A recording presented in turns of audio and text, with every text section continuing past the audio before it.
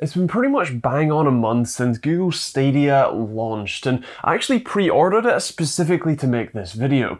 I wanted to see how well it's improved since launch, if it's actually any good, and if it's even worth your money at all. Now, for some context, I'm just about old enough to remember and have experienced OnLive, a game streaming platform very similar to this with their own controller, and actually a very similar overall business model that went defunct in 2012. OnLive's main problem, besides their business decisions, was latency and internet speeds. The gaming experience was a laggy and unresponsive mess most of the time, and so you could be forgiven for thinking that Google Stadia is pretty similar. Happily though, it's certainly nowhere near as bad as OnLive once was, mostly thanks to a much better rollout of high-speed internet across the world, let's say, and so that you have a much better quality and responsive experience. Now, Stadia as a platform is kind of split up into a couple of pieces. First is the actual game streaming service you pay £9 a month for. That can be done on any device via a Chrome web browser or from your phone to a Chromecast. Then there's the Stadia controller. This blue one is the Founders Edition, and the white ones you've been seeing are the new Premier Edition. Now, you don't need a controller to use Stadia, but Google certainly recommends it. Since we're talking about the controller, let's take a look at it, give you some thoughts on it while we're here. First of all, it's a PlayStation style remote in that you have two analog sticks in the sort of center bottom of the controller, with then a incredibly clicky D-pad on the left and some rather nice feeling ABXY buttons on the right. You do have two shoulder buttons as well as two triggers, which are actually pretty long, which is kind of nice. And then you have a Stadia button in the middle, Google Assistant and screenshot buttons above that, and a sort of start and select button above those two. The controller feels kind of weird in the hand, almost like my hands have to stretch around it to really reach everything, but otherwise does feel reasonably comfortable. The thumbsticks are almost perfect. They're incredibly smooth, good feeling, and also have very nice tips on the top, so pretty good thumbs up there. What I don't give a thumbs up to is that D-pad. It's incredibly clicky, but over on the other side, the ABXY buttons are, again, almost perfect. They have a very nice feel. They're still tactile without being mushy or too painfully clicky. And like I said, those triggers are actually pretty good too. You do also have a USB Type-C port on the top for charging and a headphone jack on the bottom for, well, headphones. I think the strangest thing about the controller is that it connects directly to your Wi-Fi. It actually has its own IP address and everything. That can be a pain because, especially if you're using it wirelessly with the Chromecast Ultra that comes in the box, if you have any level of network interruption there, it will force a disconnect between the controller and the Chromecast, and in my experience, I had to hard reset the Chromecast Ultra, aka kill my gaming session, just to be able to reconnect them, as the pairing sequence did absolutely nothing. What's even more frustrating there is that happened basically every time I used the Stadia remote and the Chromecast Ultra at least once while I was gaming. It's a pretty recurring problem, and while you may not have that issue, it's something that I experience so often that I felt I had to mention it. Which I suppose brings us nicely onto the game streaming service itself. Now, I have the Pro subscription for now, although they will have a free tier coming out next year, which will allow for up to 1080p 60 FPS instead of the 4K 60 that the Pro offers, and you'll still have to pay full price for games. With the Pro subscription, you get free games that you can claim. Those, at least currently anyway, are Destiny 2, which is free to play anyway, as well as Samurai Showdown, Farming Simulator, and the old Tomb Raider. There is promise of more to come though, so we'll see what comes out. In total, there are only 23 games available on the platform that you can go and play right now, although again, there is the promise of more to come, including unreleased games like Cyberpunk that will be out in the next quarter or so. And as for the pricing for those games, they're pretty much MSRP. You're paying a pretty big premium to buy them on Stadia compared to buying them for yourself on a platform like Steam, even without any sales on.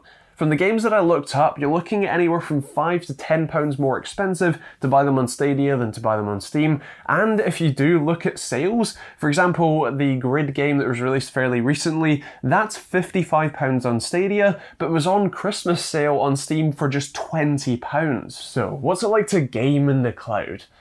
Kinda meh.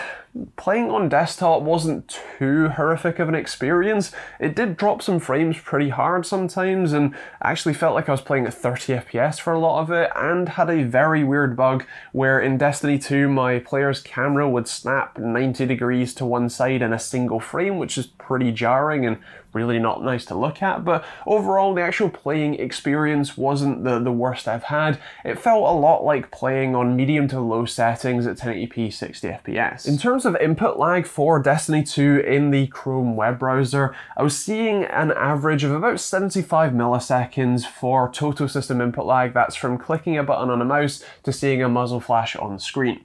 That's not horrific in terms of overall input lag times. It's certainly not the best, and to give you comparison, playing on the same monitor, actually on the same PC, but playing Destiny 2 locally in the same place in the game, I was seeing, I think, 35 milliseconds average, so Stadia is a little over double the input lag time.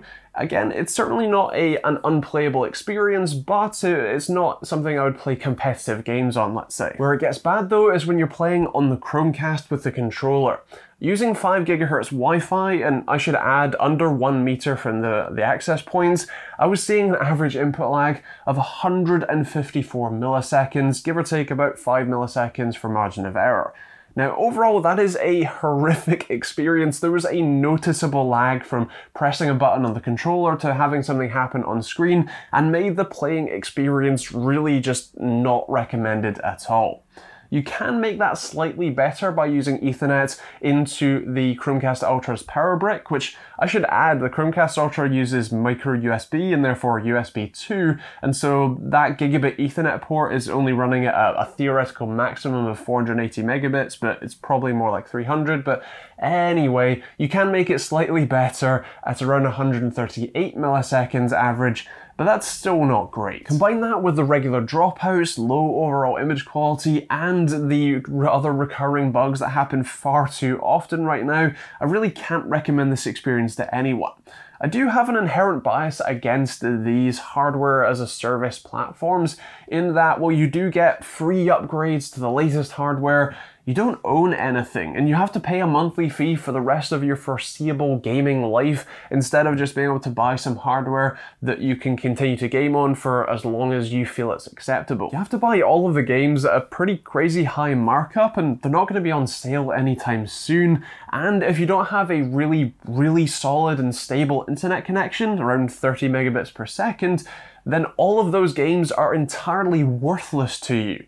Also, if Google stops serving your country, or as we saw with the USA and Huawei, Google gets blocked from serving your country, you're pretty much screwed. And of course I have to mention, as a PC Master Race elitist, that there's no settings for refresh rate, resolution, or even graphic settings in general, and there's no high refresh rate support, and honestly it's just a tiny game library right now that really makes this platform just completely not for me, and I hope not for anyone else, yet anyway. See, Stadia has potential.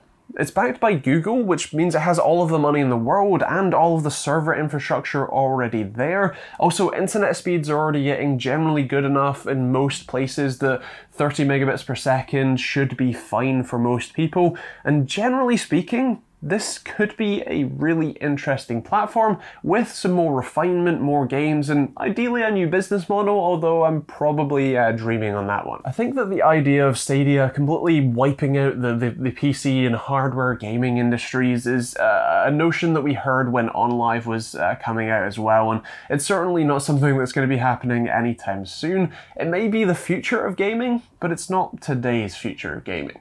With that said, what do you think of Stadia? I would really be interested to hear what you think. Is this a platform that you could see eventually in, I don't know, 10 years time making PCs obsolete, or is this something that you think is only for casual gamers? And also, would you check out Stadia when they have the free tier? Do you already have a pro subscription or even the full bundle? Do let me know in those comments down below. Now with that said, if you want to see a 6 month later review version of this video with Stadia, do hit that subscribe button as well as for more videos videos every Monday, Wednesday, and Friday. And if you want to check out Stadia, I'll leave a link to it in the description down below, along with all of the other links in the description, like Amazon affiliate links, which don't cost you anything to use, but massively help me out when you do use them, or stuff like Overclock's UK, also merch for hoodies or t-shirts like this one, or a load of other cool new designs. And there's a load of other stuff too. If you want to start streaming, the Streamlabs OBS, and a load of other stuff as well. So feel free to check that out. You can also check out the other videos over there if you want to keep watching, and that is pretty much it. If you have any questions, feel free to leave those in the comments down below, and we'll see you all in the next video.